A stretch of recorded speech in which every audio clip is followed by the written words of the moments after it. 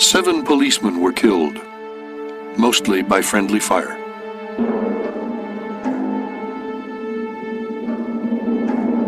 The Chicago Times called the workers ragtag and bobtailed cutthroats of Beelzebub from the Rhine, the Danube, the Vistula, and the Elbe. Labor's largest paper called them wild beasts.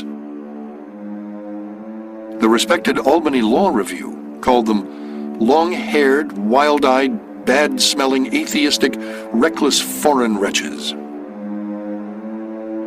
was front-page news around the world. Remember, Chicago is the world's window into the future. People from around the world really saw it as what city life was going to be like for them, perhaps 10 or 20 years down the road.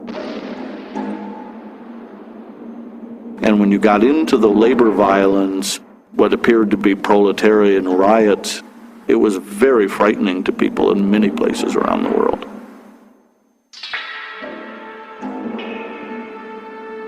Throughout the nation, Americans were almost unanimous in favor of the utmost repression of the anarchists.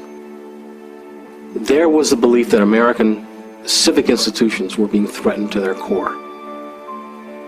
Foreign-born workers under the leadership of anarchists were seen to be a threat of the first order. The very next day, martial law was declared in Chicago.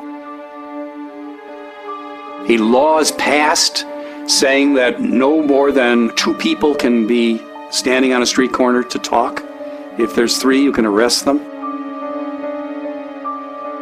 And homes are entered without search warrants. All the union newspapers are closed down. Literally hundreds of labor leaders are put in the different city jails. After Haymarket, the city went crazy. This is a real red hunt, and it's the first American red hunt. They know that everyone they're rounding up is not an anarchist. They're rounding up labor agitators. They're out to crush the labor movement, which is the threat here, more than the anarchists. They can handle them. They can hang them and shoot them. In many ways, this is, for them, an opportunity. They can paint them with the brush of anarchism and go after them like that. They didn't belong to the human race, poet Carl Sandburg, a child at the time, would recall. They seemed more like slimy animals who prowl, sneak, and kill in the dark. I didn't hear anyone in our town who didn't so believe. 8 were charged with murder and conspiracy. They included Albert Parsons, who had fled to Wisconsin, but returned.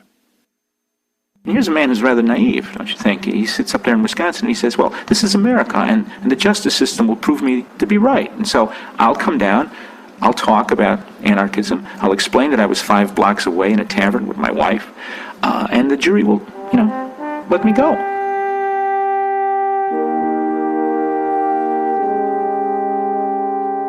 Judge Joseph E. Gary presided over the trial. Well, there was such fury about the case that there was no effort made to find a fair jury. The bailiff was sent out to find people and bring them in as potential jurors, and of course he found people who were deeply prejudiced. It wasn't hard at the time, and I'm sure the bailiff rejected anybody who showed any sympathy.